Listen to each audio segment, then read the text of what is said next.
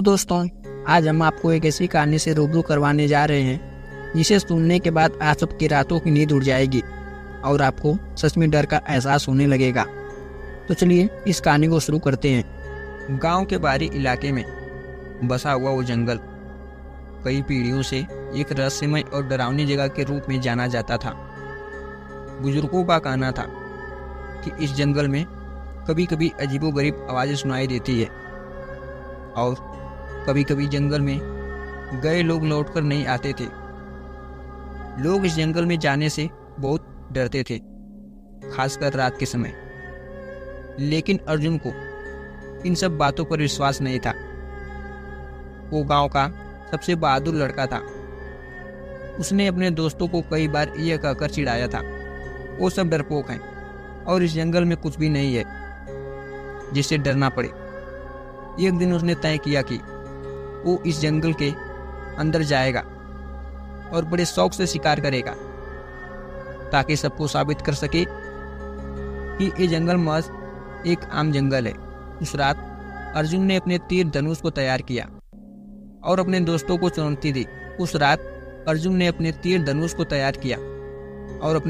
चुनौती दी। अगर उनमें हिम्मत है तो वे उसके साथ चले। कुछ दोस्तों ने तो उसका साथ देने की कोशिश की, लेकिन उनके दिलों में छिपा हुआ वो डर उन्हें पीछे खींच रहा था। अंत में अर्जुन अकेले ही जंगल में जाने का फैसला किया। अर्जुन ने रात के अंधेरे में जंगल के अंदर कदम रखा। उसका दिल तेजी से धड़क रहा था, लेकिन वो अपने डर को खुद से जीतने की कोशिश कर रहा था। उसने सुना था कि इस जंगल में बहुत बड़े बड़े जानवर रहते हैं, लेकिन वो इन कहानियों को झूठ मानता था। जंगल के अंदर घुसते ही उसे एक अजीब सी खामोशी ने घेर लिया था। उसकी मशाल की रोशनी में उसे पेड़ों की परछाई और उनके पत्तों की सरसराहट सुनाई दे रही थी। अचानक एक अजीबोगरीब आवाज उसके कानों में पड़ी। ऐसा लग रहा था कि कोई उसके पीछे से चल रहा हो। उसने पीछे मुड़कर देखा, लेकिन वहां पर कुछ भी नहीं था। उसने खुद को समझाया कि ये सिर्फ उसकी कल्पना है और आगे बढ़ता चला गया। धीरे धीरे जंगल के अंदरूनी हिस्से में पहुंचते ही उसे वहां पर एक ठंडी हवा का झोंका महसूस हुआ और पेड़ों की शाखाएं और घनी हो रही थी। अर्जुन ने अपने धनुष को कसकर पकड़ लिया। अचानक उसे किसी चीज की सरसराहट सुनाई दी। उसने तुरंत अपने तीर को धनुष पर चढ़ाया और ध्यान से इधर उधर देखने लगा। अचानक सामने एक बड़ी छाया दिखी। अर्जुन ने तीर चलाने के लिए निशाना साधा, लेकिन तभी वह छाया अचानक से गायब हो गई। अर्जुन के दिल की धड़कन अब तेज हो गई थी। अब उसे महसूस हो रहा था कि कुछ तो यहाँ गलत है।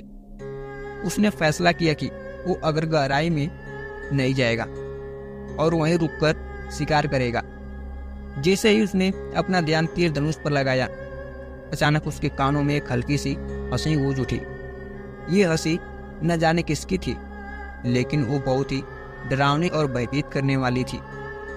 अर्जुन ने चारों ओर देखा, लेकिन वहां उसे कुछ भी दिखाई नहीं दिया। उसे लगने लगा कि वो अकेला नहीं है। वो हंसी फिर से गूंज उठी और इस बार वो और भी तेज थी। अर्जुन ने घबराहट में इधर उधर दौड़ना शुरू किया। उसने अपनी मशाल को ऊपर उठाया, लेकिन उसकी रोशनी केवल पेड़ों के बीच खो गई थी। अर्जुन अब घबराने लगा था। वो जितना आगे बढ़ता गया, हंसी की आवाज उतनी तेज होती गई। अर्जुन ने महसूस किया कि वो जंगल में कहीं गुम हो गया है क्या। उसने बाहर निकलने की कोशिश की, लेकिन हर दिशा में कोई पेड़ और रास्ते दिखाई देने लगे थे। वो जितना भी कोशिश करता था, उसे बाहर का रास्ता नहीं मिलता। तभी उसे एक और आवाज सुनाई दी। इस बार ये आवाज किसी भारी चीज के रगड़ने की थी। अर्जुन के मन में अजीब सा डर समा गया। उसने महसूस किया कि वो किसी खतरनाक चीज के बहुत पास है। उसने जल्दी से भागने की कोशिश की, लेकिन उसका पैर किसी चीज पे अटक गया था और वो जमीन पर गिर पड़ा। उसकी मशाल भी उसके हाथ से छूट गई थी और धीरे धीरे बुझ गई। अब चारों ओर घना अंधेरा था। अर्जुन ने अपनी सारी हिम्मत जुटाकर उठने की कोशिश की, लेकिन उसके पैर कांप रहे थे। उसने महसूस किया कि उसके पैर के पास कुछ बहुत ठंडा और चिपचिपा है। उसने डरते हुए नीचे देखा और यह देखते ही उसकी आंखें फटी की फटी रह गई। वहां एक सड़ी गली लाश पड़ी हुई थी, जो किसी जानवर की नहीं बल्कि एक इंसान की थी। अर्जुन ने जोर जोर से चिल्लाने की कोशिश की, लेकिन उसकी आवाज सुनने वाला वहां पर कोई नहीं था और उसकी गले में वह आवाज अटक गई। उसने चारों ओर देखा, लेकिन अब उसकी आंखों के सामने धुंधलापन छा गया। उसे अब लगने लगा कि वह इस जंगल से कभी बाहर नहीं निकल पाएगा। उसी समय वो हंसी फिर से गूंज उठी, लेकिन इस बार हंसी उसके ठीक कान के पास से आई थी। अर्जुन ने घबराकर अपना सिर घुमाया। वह एक भयानक आकृति खड़ी थी। उसका चेहरा विकृत था और रक्त रंजित थी। उसकी देह से सड़ी गली मांस के टुकड़े लटक रहे थे। अर्जुन ने अपना सारा साहस जुटाया और पीछे हटने लगा, लेकिन वो आकृति उसकी ओर बढ़ती रही। अचानक वो आकृति हवा में गायब हो गई। अर्जुन को लगा कि अब सब कुछ ठीक हो जाएगा, लेकिन ये उसकी गलतफहमी थी। उसके पीछे से एक भयानक चीख सुनाई दी। उसने मुड़कर देखा और उसके सामने वही आकृति फिर से खड़ी थी, लेकिन इस बार उसकी आंखों में जलते हुए अंगारे थे। अर्जुन अब पूरी तरह से डर गया था। उसने अपने तीर धनुष को उठाकर उस आकृति पर चलाने की कोशिश की, लेकिन उसके हाथ कांप रहे थे और निशाना चूक गया। उसने बचने की आखिरी कोशिश की और जंगल से बाहर की ओर दौड़ने लगा, लेकिन उसकी भागने की कोशिश व्यर्थ थी। वो आकृति उसके पीछे पीछे चलती रही, जैसे उसकी आत्मा को निगलने आई हो। जैसे जैसे अर्जुन भागता गया, जंगल और भी घना और अंधकारमय होता गया। उसे लगने लगा कि वो किसी अंत भूल-भुलैया में फंस गया है, जहाँ से बाहर निकलना असंभव है। उसके पैर अब और नहीं चल पा रहे थे और उसकी सांसें तेज हो गई थी। उसे अपनी मौत सामने दिखाई देने लगी थी। आखिरकार उसने खुद को एक बड़े पेड़ के पास गिरने दिया। उसकी आंखें अब धीरे धीरे बंद हो रही थी और उसे लग रहा था कि उसका अंत निकट है। तभी वो भयानक आकृति फिर से उसके सामने प्रकट हुई और इस बार उसकी हंसी और भी ज्यादा डरावनी थी और उसके हाथ में एक बड़ा सा शिकारी भाला था। अर्जुन ने अपनी आखिरी कोशिश में उससे बचने की कोशिश की, लेकिन वो आकृति अब उसके बिल्कुल पास आ गई थी। उसने अपने हाथ से अर्जुन का गला पकड़ा और उसकी हंसी की आवाज ने पूरे जंगल को हिला दिया। अर्जुन का गला घुटने लगा था और उसकी आंखों के सामने अंधेरा छा गया। अर्जुन की मौत के बाद वो आकृति हवा में विलीन हो गई।